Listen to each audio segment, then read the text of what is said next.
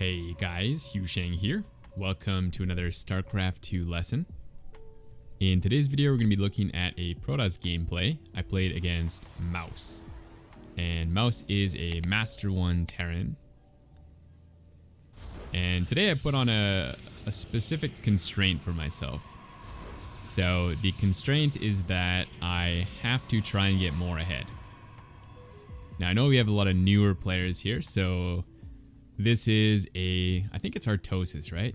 It might have been day 9, but either Artosis or day 9 use this quote quite a bit.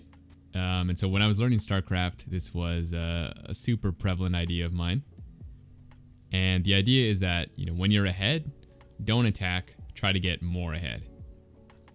Now, I think this was more of a Brood War idea that was kind of brought into StarCraft 2, because in the original expansions, Wings of Liberty and Heart of the Swarm, I don't think this was actually true.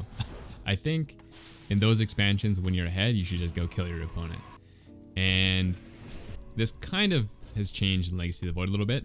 I think it's still less than Brood War, but definitely it's easy to throw games in Legacy of the Void if you don't expand, even if you're ahead, because the expansions run out so quickly.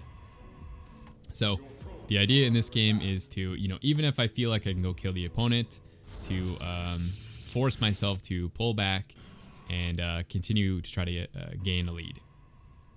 So that was the idea. And I'm going to be opening up with a pretty greedy build. It's a Blink Stalker opening. I think it's pretty similar to what Zest is doing, if anybody likes Zest's playstyle. So I'm going to open with a Stalker. And right after that Stalker, I'm going to get a Sentry. And basically the idea here is, by getting a Sentry, I'm able to skip the Robo, which is going to let me get a much faster third than I normally could. Now he gets a little greedy here.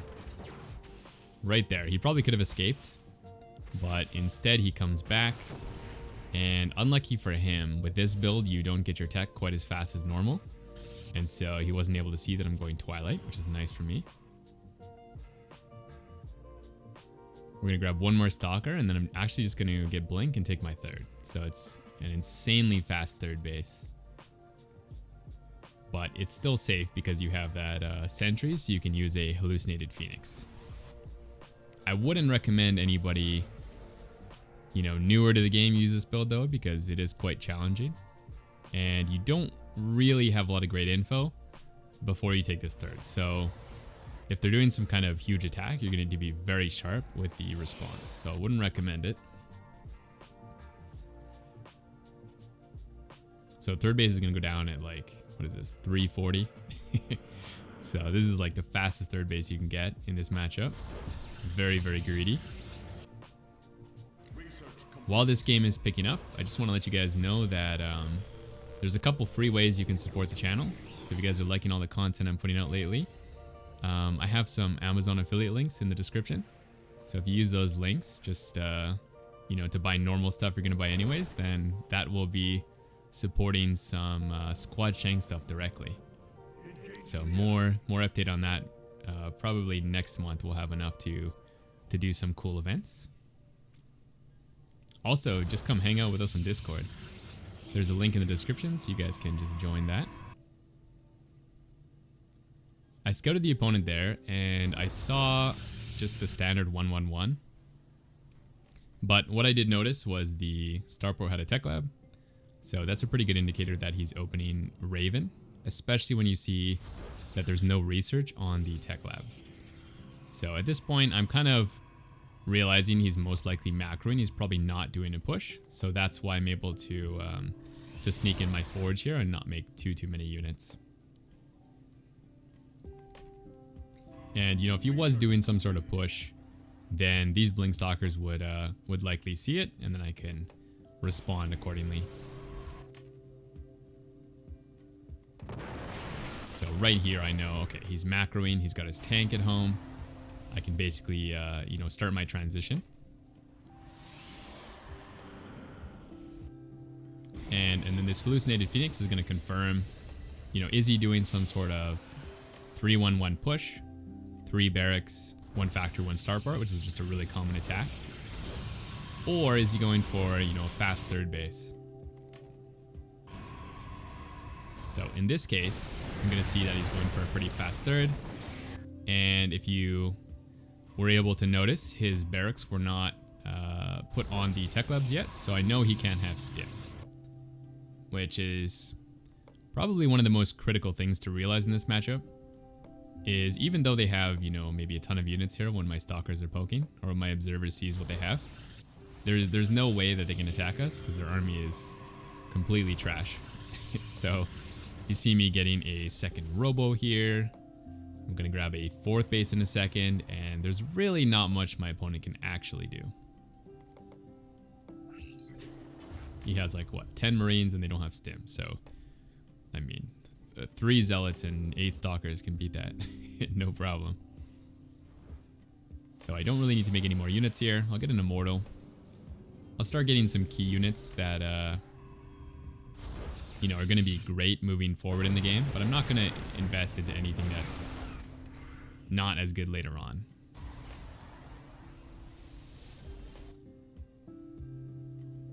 And normally what I would do in these positions, since I like to be very aggressive, is, you know, maybe throw down 4 more gates, get some charged Archon, and just go crush him right away.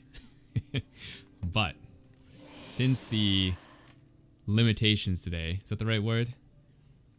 My rules for today are to get more ahead. Instead, what I'm going to do is just poke around here a little bit. Start some Colossus. I'm going to throw down a Dark Shrine.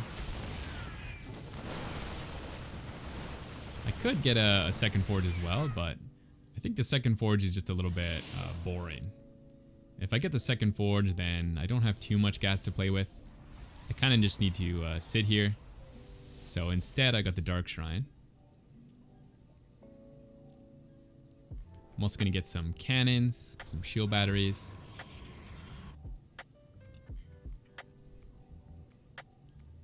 And now I'll get that second forge.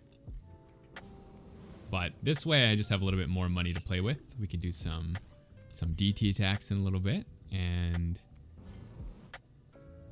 he starts to attack me here. So he's got his 3rd base set up. He's ready to push. And I'm going to just meet him in the middle of the map here. So just to slow him down.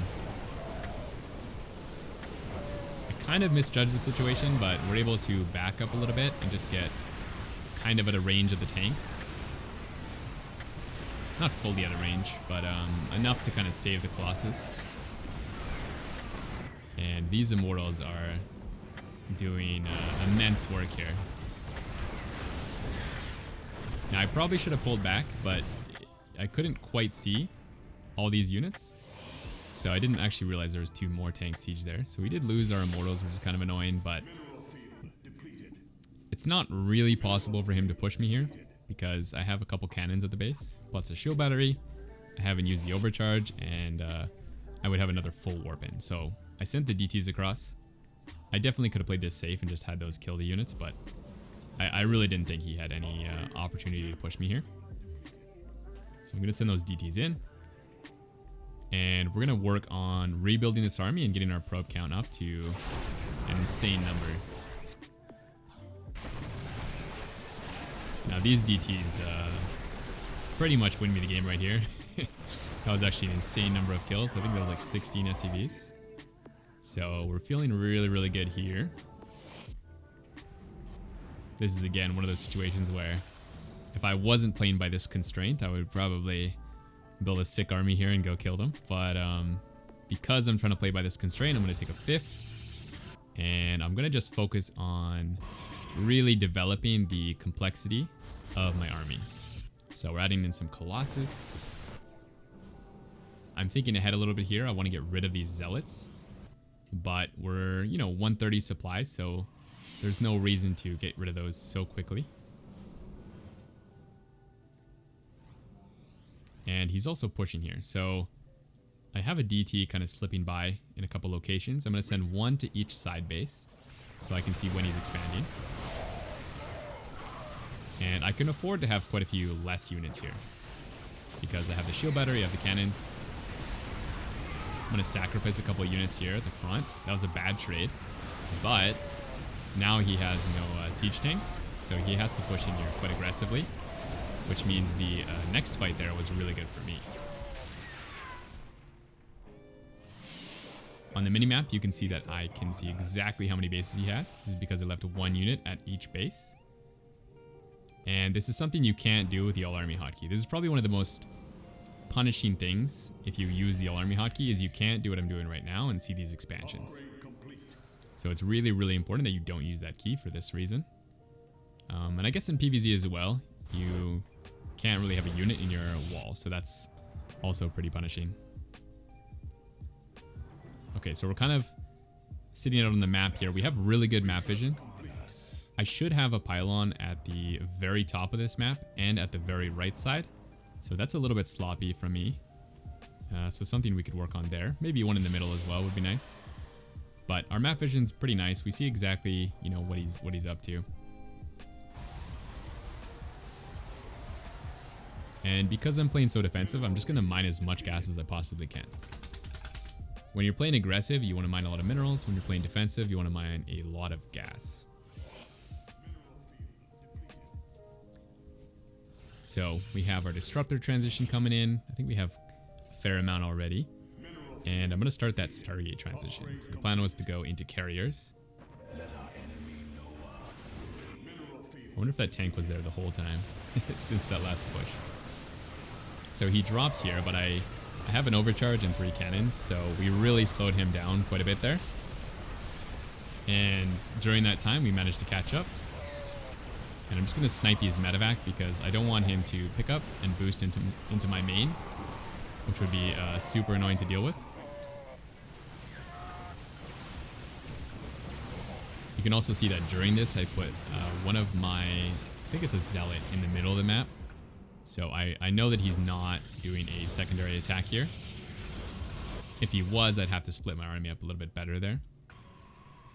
But that was a 4 medevac drop, so it's quite a bit of army. It's not super likely that he's doing a 2-pronged attack.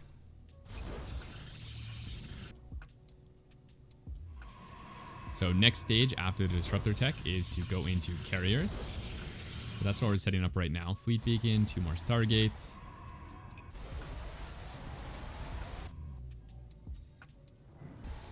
And we're also getting close to maxed. So I'm going to do a big DT attack here, but the plan is to start pushing and trading a little bit and starting to transition more into the carrier disruptor comp, which is basically the ultimate endgame comp.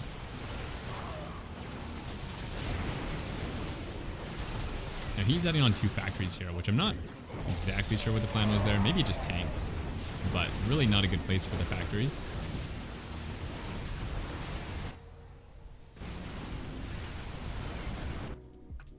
We do have some DT Zealot at the bottom here. I haven't sent it in just yet because my hotkeys were a little bit messed up. But the idea was to send those in at the same time. So I realized right here, okay, those it didn't actually go in.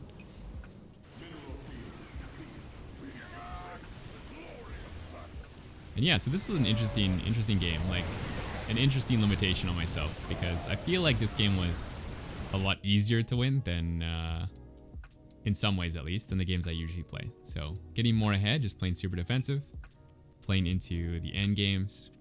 So hopefully this was instructive. Hopefully you liked the video. If you did, make sure to like it as always and leave your comments and questions in the bottom. All right. Thanks for watching, guys. See you in the next one.